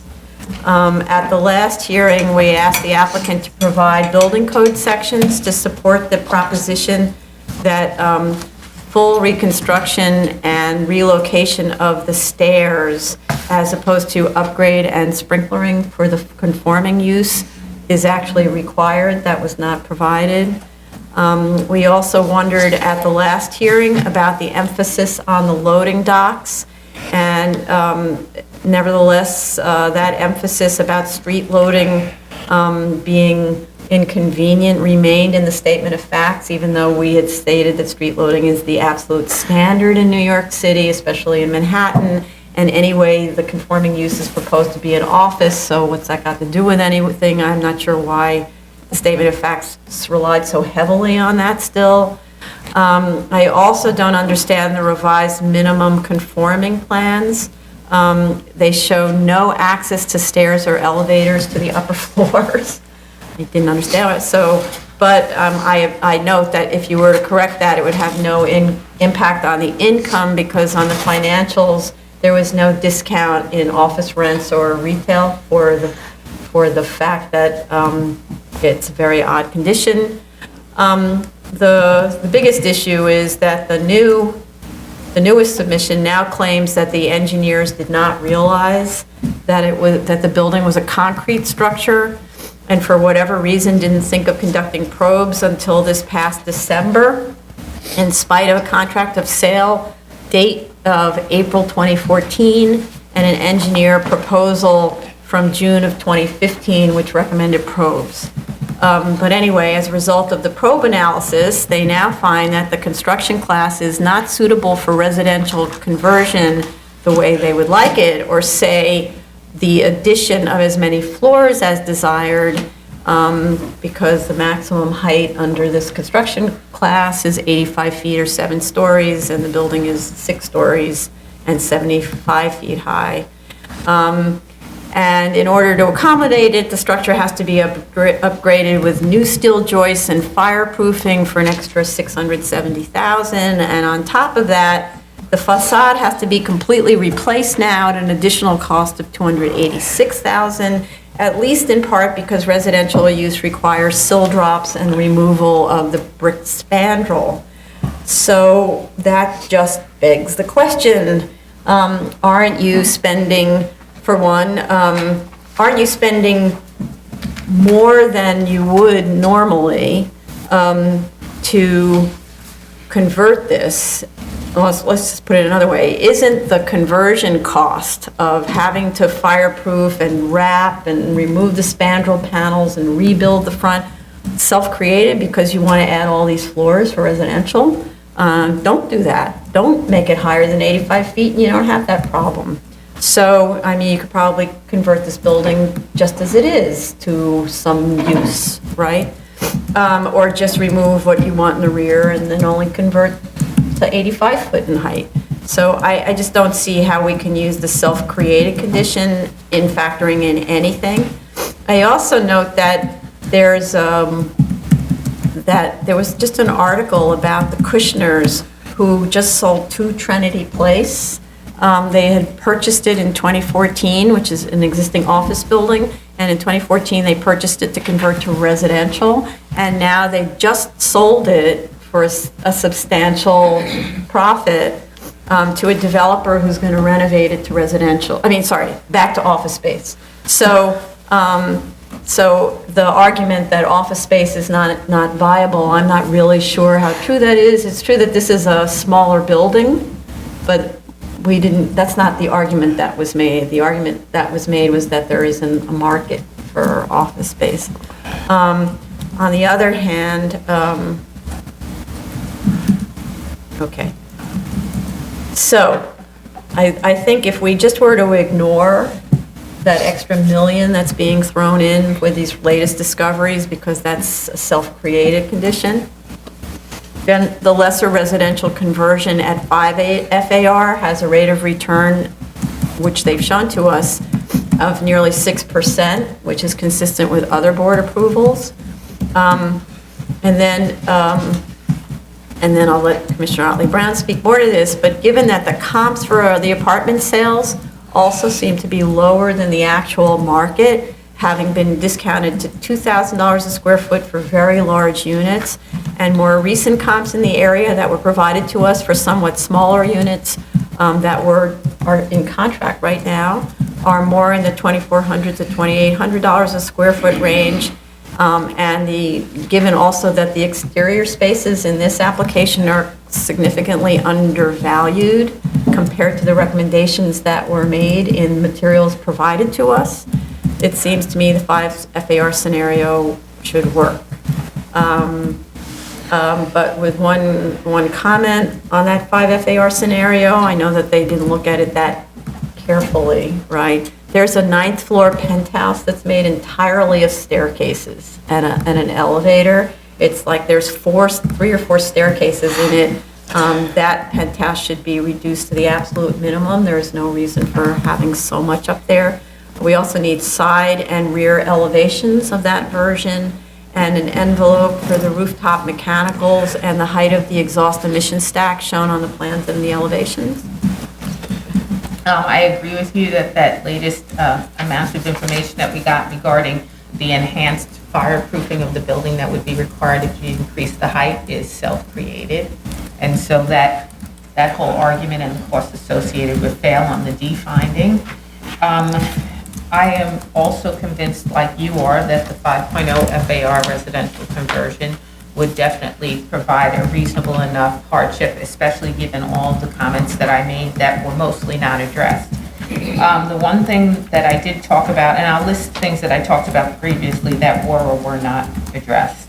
The vacant land sales, the question I had about the comparables having building value on them was actually addressed by showing me that there were demo notices for some of those buildings.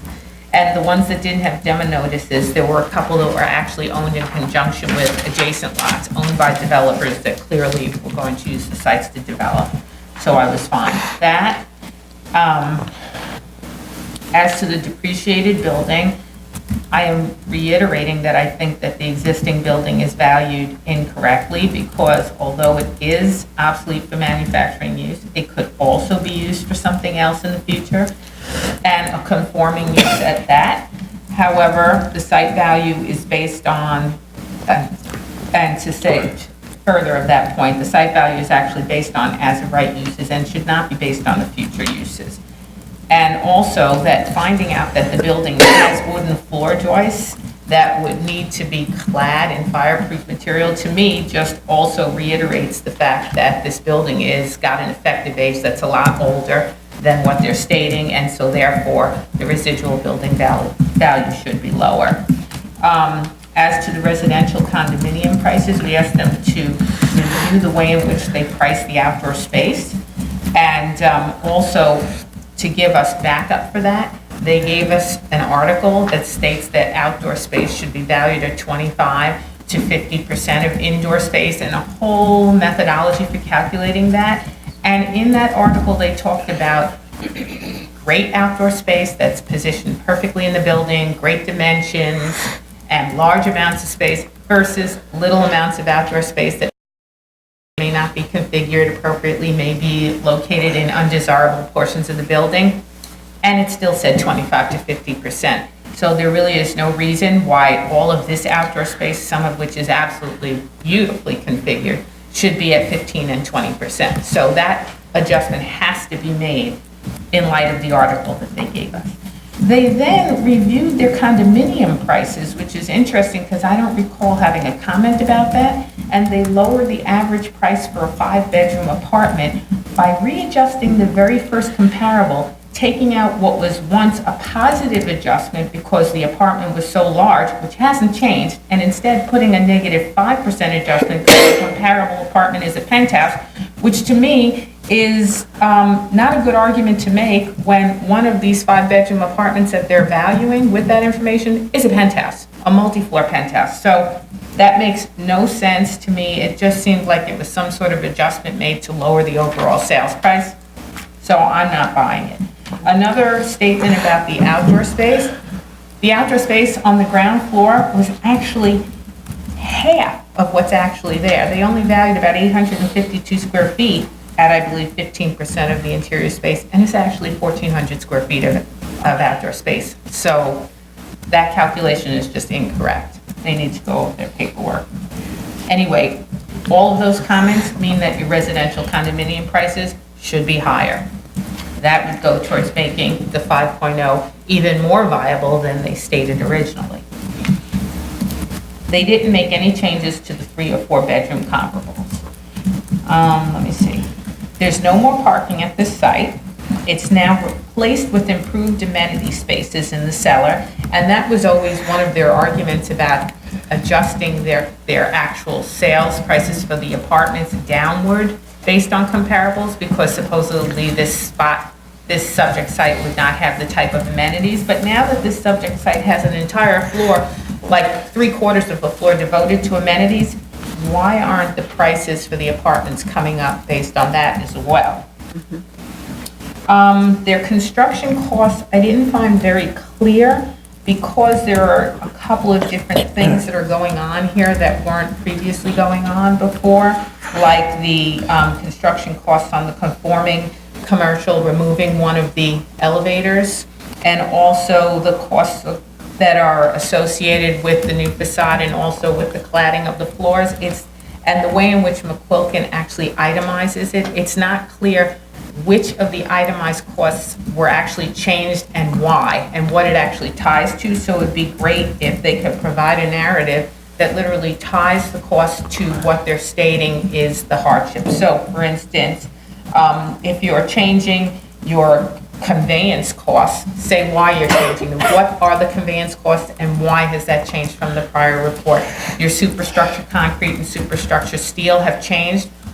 Why is the reason why those have changed from the prior report? That makes it easier for us to follow the premium costs and the change that's going on.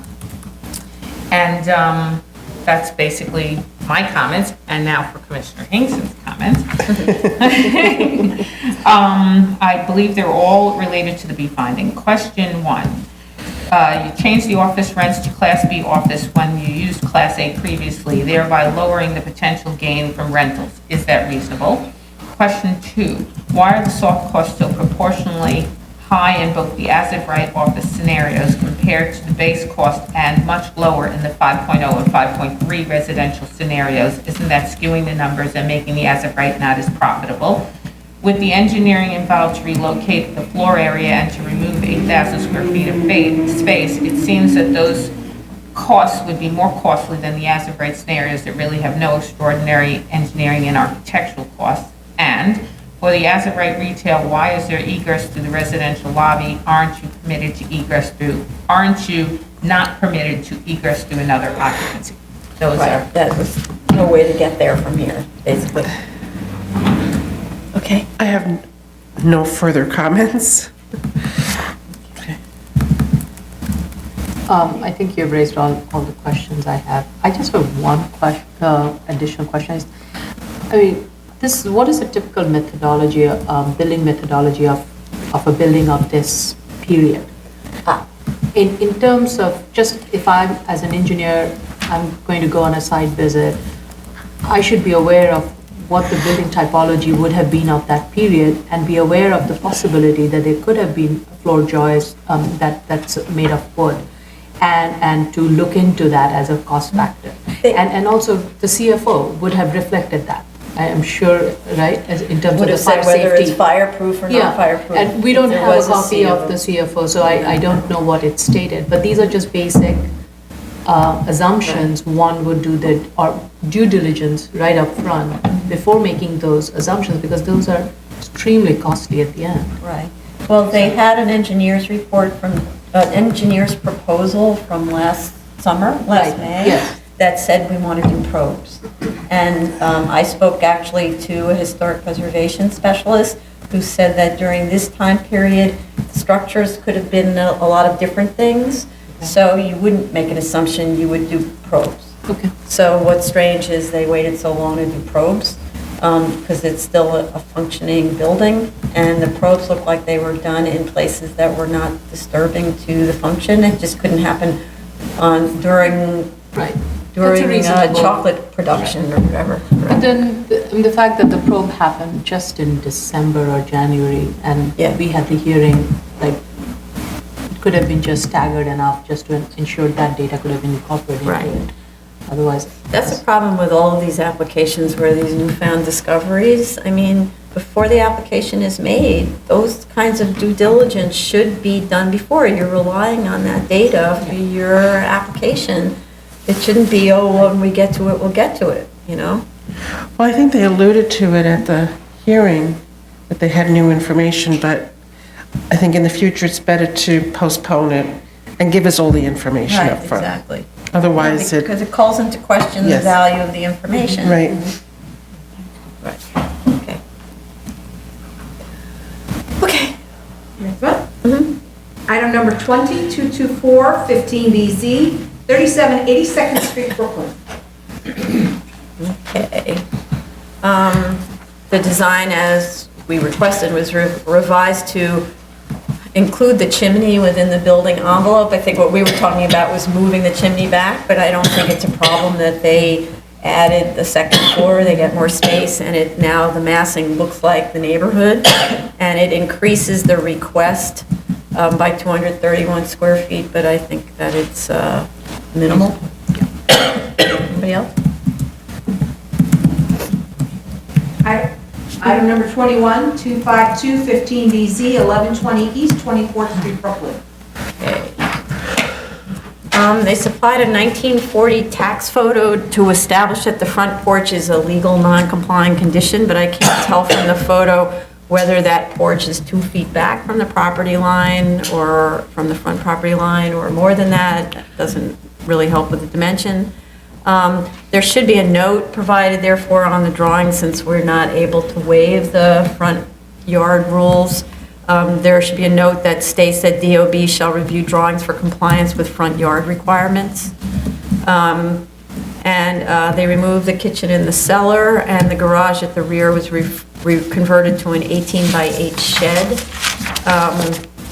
The second floor setback is now set back from the rear 26 feet, which is more respectful of the adjoining yards.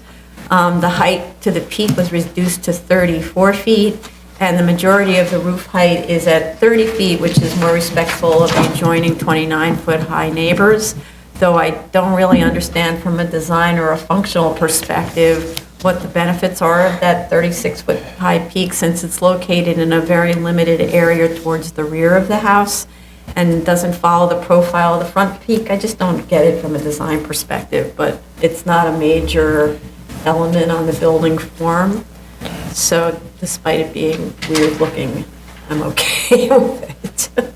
Anybody else? I was just concerned regarding the degree of open space, since they have such a inconsequential front yard and they're asking for the 20-foot rear yard.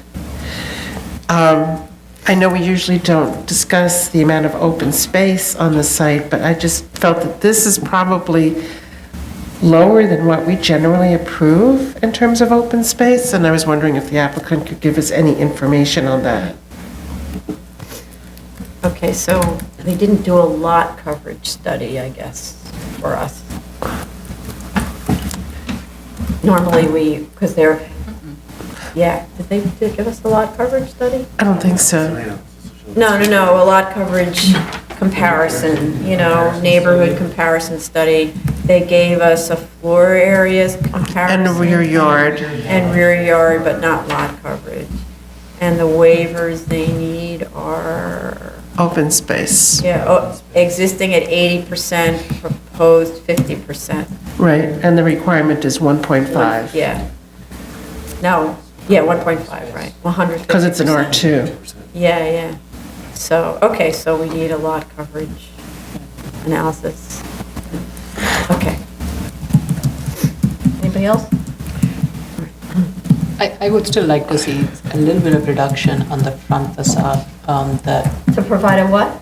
I would still like to see a little bit of a reduction of the slope in the front, given that this slope is above the staircase.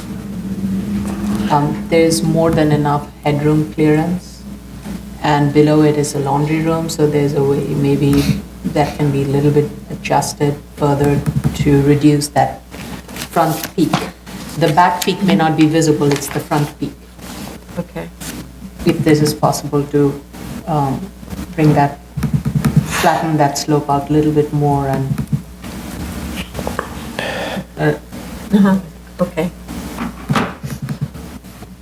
That would reduce it in overall height to... At least from the street view, the front bulk will be a little bit more reduced. Okay. I think the peak in the back, it's too far away and may not be visible from the street. But the front peak, it can be moved, set lowered. Okay.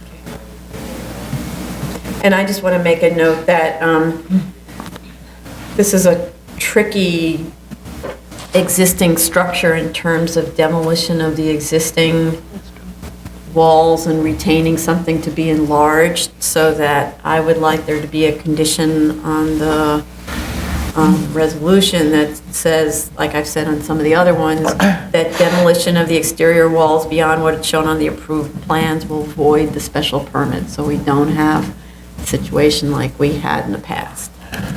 Okay? Yeah, standard note. It's more critical on projects like this one where so much is being removed. On others, where it's just a little rear yard addition, you don't actually need the note because the houses are coming down. But, but I mean, you can put it could be a standard note. It's just to say that in this case and in the next one, I'm actually concerned about the buildings. Okay. Item number 22, 25315 BZ, 997 East 22nd Street, Brooklyn. Okay, they provide an explanation about why the dormers are of uneven massing, which, okay, doesn't have to be symmetrical. With respect to the retention of the existing building to constitute an enlargement, this one's really tricky. They need to add a note to the plans that all existing first and second floor joists will remain, and that existing exterior walls as shown on the plan shall remain, or the special permit is void. This one is really kind of a little bit of a construction feat to retain a building here. At the prior hearing, we also asked for information on the heights of the structures that imposed on the rear yards of the adjoining properties, and we didn't get that. There was a Sanborn map submission in PDF form, but the resolution isn't good enough to read the numbers. So I don't know whether it said what the heights of those structures are. So again, with this one, there would be a condition of approval would be that demolition of exterior walls beyond what's shown on the plans and removal of first and second floor joists will void the special permit. Anybody else? I just don't see why they need to reduce the rear yard from 21 feet 5 inches to 20 feet. I think the 21.5 is reasonable.